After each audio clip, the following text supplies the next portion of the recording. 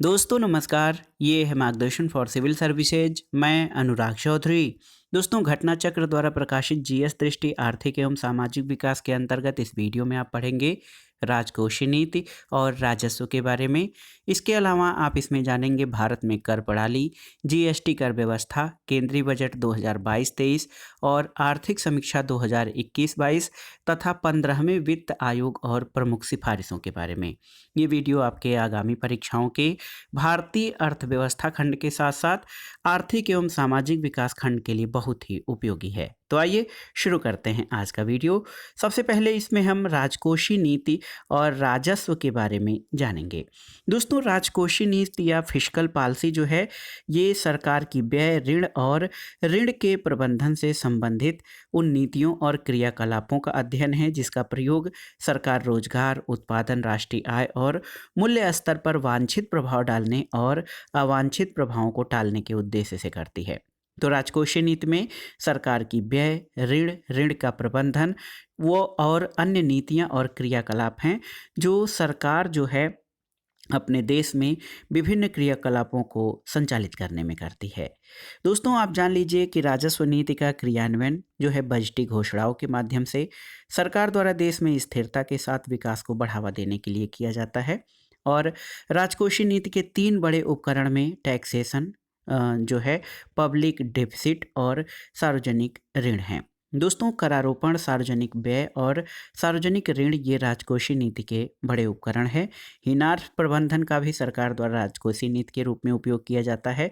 भारत में दीर्घकालीन राजकोषीय नीति की घोषणा तत्कालीन वित्त मंत्री वीपी सिंह यानी विश्वनाथ प्रताप सिंह के द्वारा की गई थी।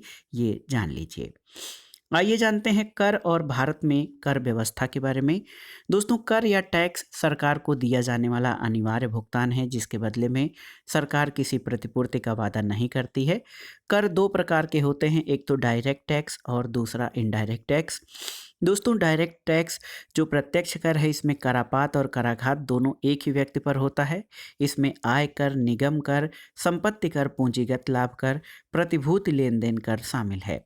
और अप्रत्यक्ष करों में करापात किसी एक व्यक्ति पर जबकि कराघात किसी दूसरे व्यक्ति पर पड़ता है, जैसे जीएसटी यानी वस्तु एवं सेवा कर, उत्पाद कर, सीमा शुल्क, मनोरंजन कर और बिक्री कर इत्यादि। दोस्तों, आप जान लीजिए जीएसटी के बारे में। तो जीएसटी या गुड्स एंड सर्विस टैक्स ये अप्रत्यक्ष कर है और इसके लिए संविधान में 101वां संविधान संशोधन अधिनियम 2016 लागू किया गया। 1 जुलाई 2017 से जीएसटी व्यवस्था पूरे देश में लागू है और इसमें कर की जो है 4 दरें हैं, 5%, 12%, 18% और 28%। सामान्य उपयोग की वस्तुओं पर 5%, जबकि उससे महंगी और लग्जरी उपयोग की वस्तुओं पर 28% कर आरोपित किया जाता है। यहाँ पे कुल सदस्यों की संख्या 33 और अध्यक्ष इसके केंद्रीय वित्त मंत्री होते हैं। दोस्तों, जीएसटी के क्रियान्वयन के लिए जीएसटी परिषद की स्थापना की गई है और इसमें निर्णय कुल उपस्थित सदस्यों के 3/4 बहुमत से लिया जाता है। कोरम 50% है और जीएसटी परिषद में कुल 33 सदस्य है जिसके अध्यक्ष केंद्रीय वित्त मंत्री होते हैं। राजस्व तटस्थ दर वस्तु और सेवा कर से संबंधित है। अगर निर्धारण का आधार देखें तो दोस्तों, निर्धारण के आधार पर करारोपण के कुल 4 मॉडल हैं। प्रगतिशील करारोपण, आनुपातिक करारोपण, प्रगतिगामी करारोपण और अधोगामी करारोपण। प्रगतिशील या प्रोग्रेसिव टैक्सेशन क्या है कि आय में वृद्धि के साथ साथ कर में भी वृद्धि करना। आनुपातिक करारोपण में आय में वृद्धि के बाद भी कर की दर में कोई परिवर्तन न हो और प्रतिगामी में आय में वृद्धि के साथ कर की दर में कमी और अधोगामी करारोपण में आय में वृद्धि के साथ कर की दर में वृद्धि परंतु एक सीमा के बाद कर की दर स्थिर हो जाती है। और प्रगतिशील और आनुपातिक करारोपण का संयुक्त रूप जो है डिग्रेसिव या अधोगामी करारोपण होता है। एक आता है लैफर वक्र। तो दोस्तों, इसके प्रतिपादक आर्थर लैफर थे और ये वक्र कर की दर और कर राजस्व के मध्य ऋणात्मक संबंध को दर्शाता है। सरकारी बजट के बारे में आइए जानते हैं। दोस्तों, सरकारी बजट में बजटीय प्राप्तियां और बजटीय व्यय शामिल होते हैं। बजटीय प्राप्तियों में आप देखिए राजस्व प्राप्तियां होती हैं और इनसे देयता उत्पन्न नहीं होती और परिसंपत्तियों में कमी नहीं होती, जैसे जीएसटी, निगम कर, आयकर, उत्पाद शुल्क, सीमा शुल्क आदि। और पूंजीगत प्राप्तियों से देयता उत्पन्न होती है और परिसंपत्तियों में वृद्धि होती है, जैसे ऋणों की वसूली, सरकार द्वारा जनता और आरबीआई से लिया गया ऋण, ये बजटीय प्राप्तियों में शामिल हैं। बजटीय व्यय आप देख सकते हैं कि राजस्व व्यय जो है इसमें शामिल है। इसमें देयता में कमी नहीं होती और परिसंपत्तियों का निर्माण नहीं होता, जैसे राज्यों को दी जाने वाली सहायता, ब्याज का भुगतान, सब्सिडी, सरकारी कर्मचारियों को वेतन का भुगतान और राज्य सरकारों को अनुदान। और पूंजीगत व्यय में आप देख सकते हैं इनसे लायबिलिटी में कमी होती है, जैसे परिसंपत्तियों का निर्माण होता, जैसे सड़क, पुल, अस्पताल, विद्यालय, इमारत के निर्माण पर व्यय, सार्वजनिक उपक्रमों को दिया जाने वाला कर्ज और राज्यों, केंद्र शासित प्रदेशों को दिया जाने वाला ऋण, ये सब पूंजीगत व्यय में शामिल होते हैं। बजटीय विवरण को जान लें दोस्तों। कुल प्राप्तियां और कुल व्यय जो है बजटीय विवरण में शामिल होता है। कुल प्राप्तियों में राजस्व प्राप्तियां और पूंजी प्राप्तियां होती हैं। राजस्व प्राप्ति के अंतर्गत कर राजस्व और कर भिन्न राजस्व होता है, जबकि पूंजी प्राप्तियों में उधार और अन्य देयताएं, अन्य प्राप्तियां और ऋणों की वसूली होती है। जबकि व्यय में राजस्व खाते पर व्यय, पूंजी खाते पर व्यय और इसी में भुगतान, ब्याज भुगतान, पूंजी परिसंपत्तियों के सृजन के लिए सहायता अनुदान और अन्य व्यय शामिल हैं। आइए बजटीय व्यय के स्वरूप को देख लेते हैं दोस्तों। बजटीय व्यय के स्वरूप में दो व्यय होते हैं, एक तो योजना व्यय और दूसरा गैर योजना व्यय। योजना व्यय में राजस्व व्यय होते हैं जिसमें विकासात्मक व्यय और गैर विकासात्मक व्यय शामिल होते हैं। पूंजीगत व्यय में विकासात्मक व्यय और गैर विकासात्मक व्यय शामिल होते हैं। और इसी तरह गैर योजना व्यय में राजस्व व्यय जिसमें विकासात्मक व्यय और गैर विकासात्मक व्यय, और पूंजीगत व्यय में विकासात्मक और गैर विकासात्मक व्यय शामिल होते हैं। आप जान लीजिए दोस्तों, 2017-18 के बजट अनुमान में सामाजिक व्यय के योजना व्यय और गैर योजना व्यय के मध्य वर्गीकरण को समाप्त कर दिया गया था।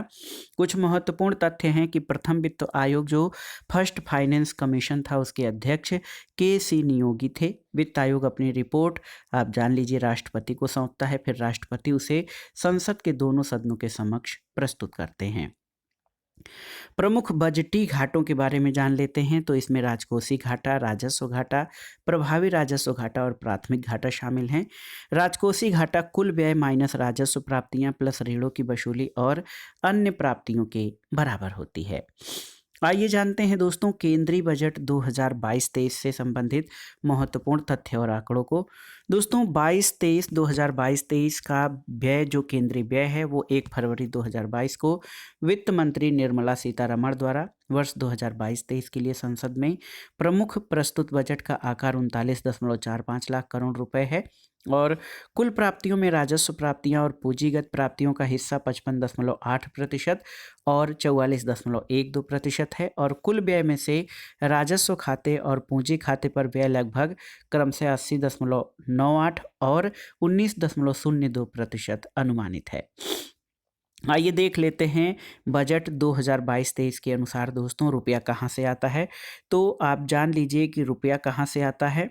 इसमें उधार और अन्य देयताएं जो हैं इसका हिस्सा 35% है, निगम कर 15%, आयकर 15%, सीमा शुल्क 5%, केंद्रीय उत्पाद शुल्क 7%, वस्तु और सेवा कर यानी जीएसटी का 16% हिस्सा है और कर भिन्न राजस्व 5% तथा ऋण भिन्न प्राप्तियां 2% हैं और रुपया यहाँ से आता है।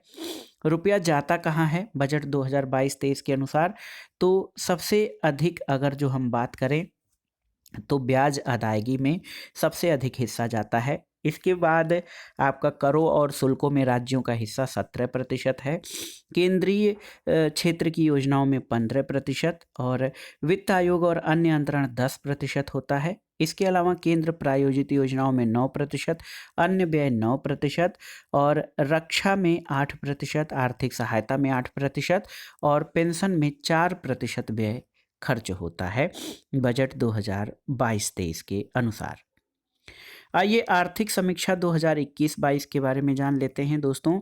आर्थिक समीक्षा 2021-22 के अनुसार भारत की जीडीपी वृद्धि स्थिर मूल्यों पर आपकी 2020-21 में अगर जो 19-20 में 4%, 2020-21 में -7.3%, 21-22 में 9% और 22-23 में जो है 8 से 8.5% रहने का जो है अनुमान है।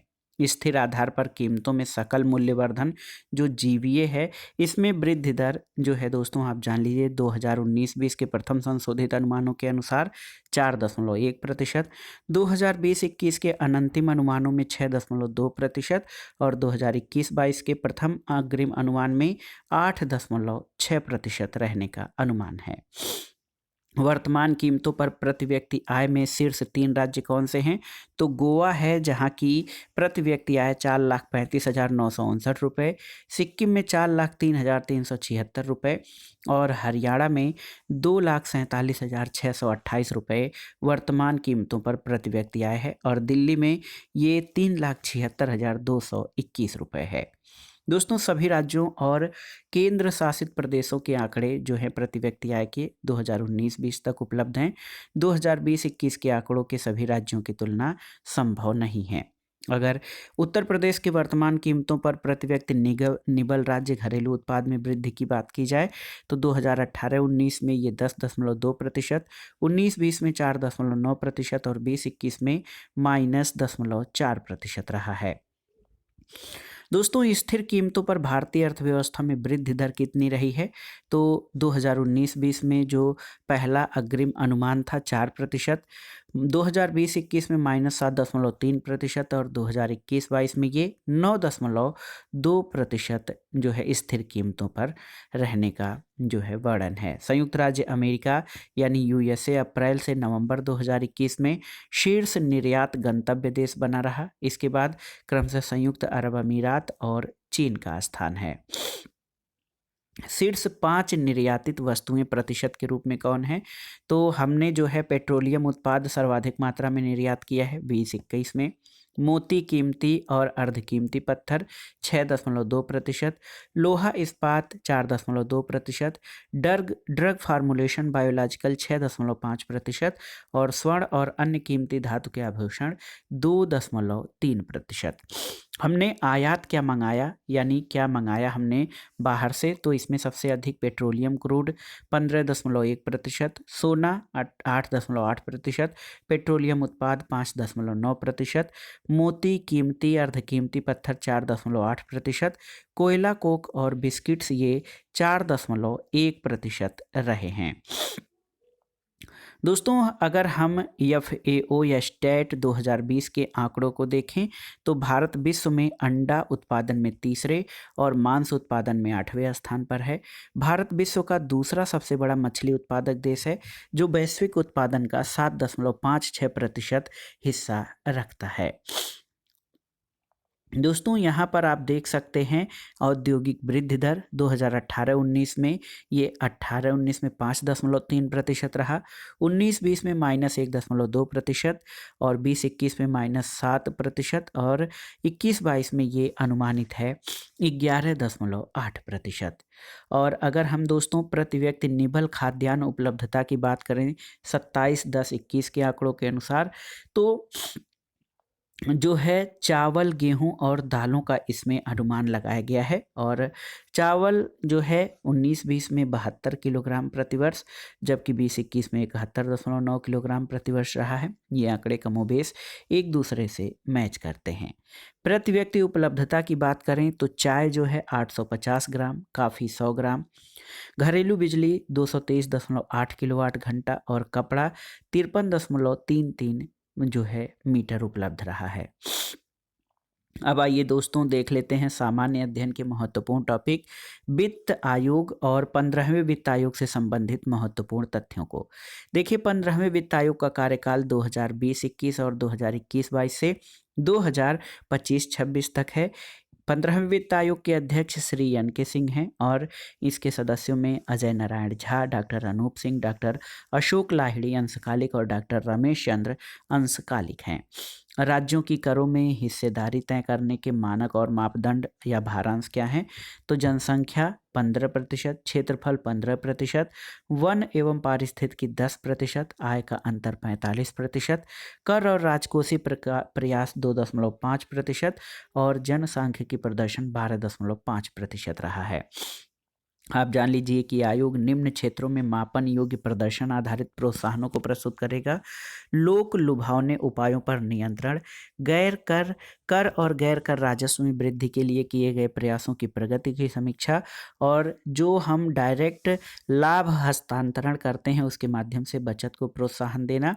और आप जान लीजिए दोस्तों कि 15वें वित्त आयोग की राजकोषीय परिस्थिति पर पड़ने वाले प्रभाव के आकलन करते हुए राज्यों में करों की हिस्सेदारी 41% निर्धारित किया गया है, और भारत सरकार द्वारा राष्ट्रपति की स्वीकृति से 27 नवंबर 2017 को 15वें वित्त आयोग के गठन की घोषणा की गई है। अब आइए देखते हैं दोस्तों वित्त आयोग के बारे में महत्वपूर्ण तथ्यों को। आप जान लीजिए वित्त आयोग दोस्तों एक संवैधानिक निकाय है। इसकी स्थापना 22 नवंबर 1951 को की गई और इसका गठन राष्ट्रपति द्वारा प्रत्येक 5 वर्ष में किया जाता है। इसकी सिफारिश केवल सलाहकारी होती है। और सबसे महत्वपूर्ण भारतीय संविधान के अनुच्छेद 280 और 281 में इसका उल्लेख है। वित्त आयोग की संरचना कैसी होती है, तो संसद को आयोग के सदस्यों की योग्यता और चयन की विधि के निर्धारण का अधिकार है। इसमें एक अध्यक्ष जो लोक संबंधी मामलों का ज्ञाता होता है, 4 अन्य सदस्य होते हैं जिसमें 2 पूर्णकालिक सदस्य, 2 अंशकालिक सदस्य, और उच्च न्यायालय का न्यायाधीश बनने की अर्हता या प्रशासनिक अनुभव या फिर वित्त और अर्थशास्त्र का विशेष ज्ञान हो। वित्त आयोग का कार्य क्या है दोस्तों? वित्त आयोग के कार्यों में भारत के राष्ट्रपति को ये सिफारिश करना कि संघ और राज्यों के बीच करों की शुद्ध प्राप्तियों को कैसे वितरित किया जाए। इसके अलावा आप देख सकते हैं और राज्यों के बीच ऐसे आगमों का जो है निपटारा कैसे किया जाए। अनुच्छेद 275 के तहत संचित निधि से राज्यों को अनुदान सहायता दिया जाना चाहिए।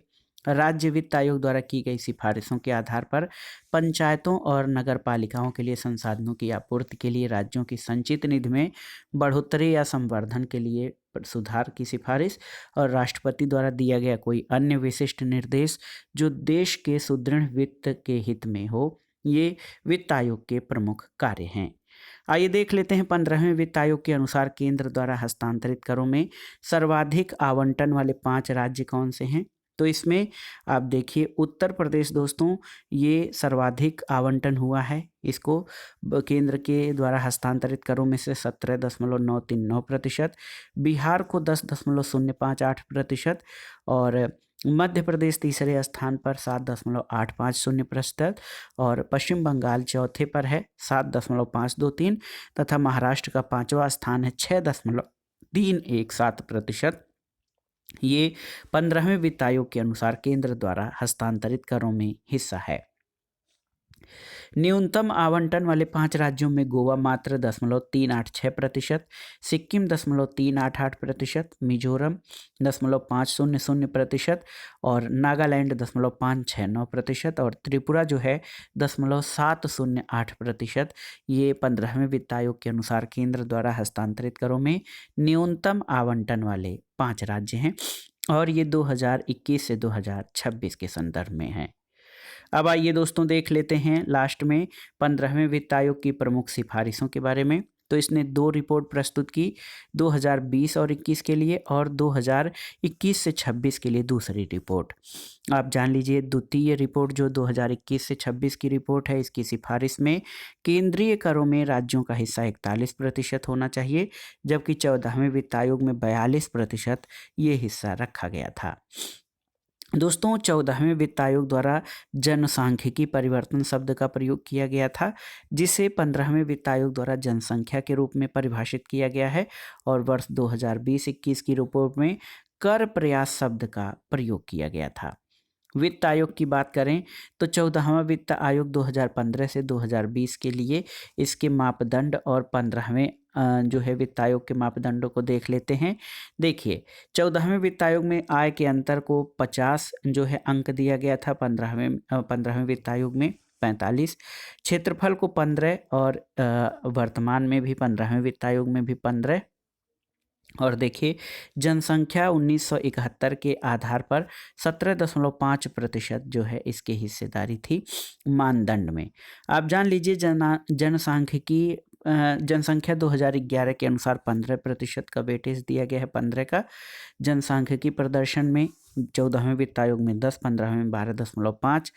मानदंड में वन क्षेत्र मानदंड पर 14वें वित्त आयोग में जो है 7.5%। देखिए बहुत ही महत्वपूर्ण प्रश्न है दोस्तों।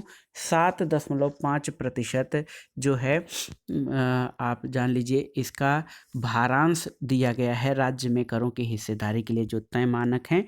वन और पारिस्थितिकी को इसमें 10 दिया गया है भारांश, और कर और राजकोषीय प्रयास को 2.5, यानी कुल 100%। इस तरह से 14वें और 15वें वित्त आयोग में विभिन्न मानदंडों के आधार पर जो तुलनात्मक आवंटन है उसके बारे में आपने जाना। दोस्तों ये वीडियो आपके लिए बहुत ही उपयोगी है भारतीय अर्थव्यवस्था खंड और सामाजिक आर्थिक विकास खंड के लिए।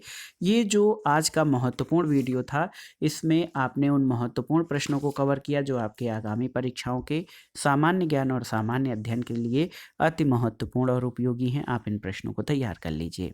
वीडियो आपको कैसा लगा हमें कमेंट बॉक्स में ज़रूर बताइएगा। वीडियो को लाइक करें, शेयर करें और इस चैनल मार्गदर्शन फॉर सिविल सर्विसेज को सब्सक्राइब करें।